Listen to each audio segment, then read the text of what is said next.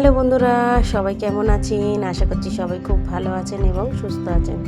দেখে আপনারা বুঝতে পেরে গেছেন আজকে চিকেন রান্না করছি। হ্যাঁ, অবশ্যই চিকেন রান্না করছি, তবে চিকেনটাকে একটু অন্যরকম করে আজকে রান্না করব। চিকেন আলু লাল লাল ঝাল ঝাল করে আর কষা কষা একদম আলু দিয়ে। এখানে আমি সব কিছুই রেডি করে নিয়েছি, দেখতে পাচ্ছেন। চিকেনটাকে একটুখানি অল্প মশলা দিয়ে, বাড়িতে যা যা মশলা ছিল সেই সব মশলা দিয়েই এখানে ম্যারিনেশন করে রেখেছি। আলু কেটে রেখেছি এবং পেঁয়াজ কেটে রেখেছি। এবারে একটুখানি সাদা তেল নিয়েছি। তেলটা গরম হলে কেটে রাখা আলুগুলোকেও দিয়ে দেবো, দিয়ে লাল লাল করে ভেজে নেব।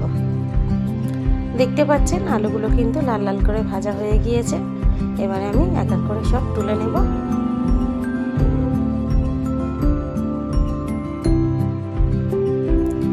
সব আলুগুলো আমি তুলে নিয়েছি। এবারে ওই তেলের মধ্যেই অল্প করে মাংসগুলোকে ভেজে নেব। মাংসগুলোর মধ্যে আমি সেরকম কিছু দেইনি, তবে একটু ফুড কালার ব্যবহার করেছি, একটুখানি বিরিয়ানির মশলা ব্যবহার করেছি, একটুখানি লবণ দিয়ে ম্যারিনেশন করা ছিল।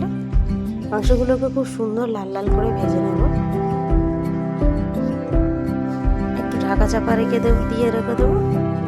এখানে আমি দুবার ধরেই মাংসগুলোকে ভেজে নেব।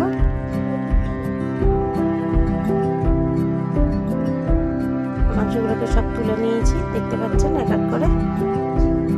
এবারে আমি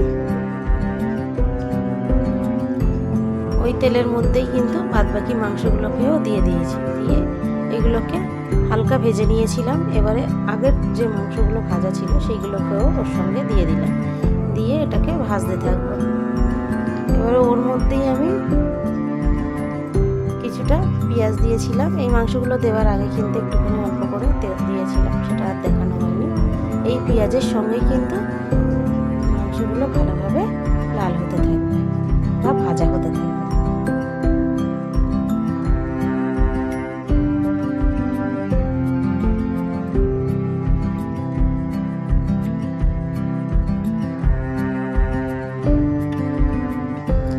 খুব ভালোভাবে এটাকে নেড়ে নিতে হবে যাতে পেঁয়াজগুলো নিচে হয়ে যায়। দেখতে পাচ্ছেন কালারটা কিন্তু খুব সুন্দর আসবে। একবার করে আমি চাপা দিয়ে দিয়েছিলাম যাতে ভাজাটা খুব সুন্দর হয়ে যায়। এবার ওর মধ্যে ভেজে রাখা আলুগুলোকেও দিয়ে দেব।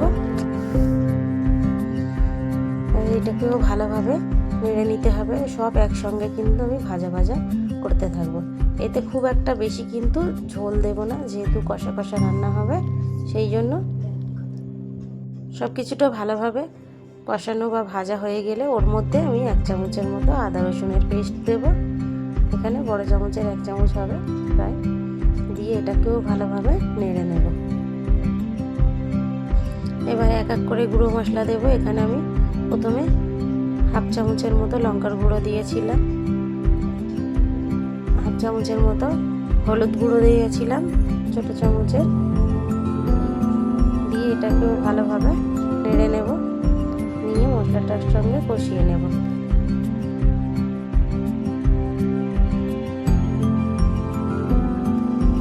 মশলাগুলো যাতে পুড়ে না যায় সেজন্য এখানে অল্প করে জল দিয়ে দিয়েছি, যেহেতু গুঁড়ো মশলা আদা রসুন দেওয়া ছিল, তলায় লেগে যেতে পারে, সেজন্য আমি অল্প করে জল দিয়ে দিয়েছিলাম। দিয়ে এটাকে খুব সুন্দর করে কষতে থাকবো। এর ওপর দিয়ে আমি এখানে বিরিয়ানির মশলা বা গরম মশলা আপনাদের বাড়িতে যেটা থাকবে সেটাই দিলে হবে। এখানে আমি বিরিয়ানির মশলা দিয়েছি, আমাদের বাড়িতে ওটাই ছিল, সেই জন্য আমি বিরিয়ানি মশলা ব্যবহার করেছি। তার সঙ্গে আমি আরও একটুখানি স্বাদটা বাড়ার জন্য তন্দুরি মশলাটা দিয়েছি।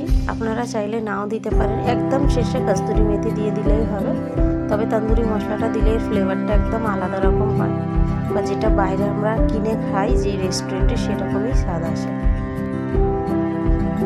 শেষেতে একটুখানি 2 এলাচ আমি ফাটিয়ে দেব, এর গন্ধটা আরও সুন্দর বেরোবার জন্য। এই মশলাটা খুব সুন্দর কষানো হয়ে গিয়েছিল।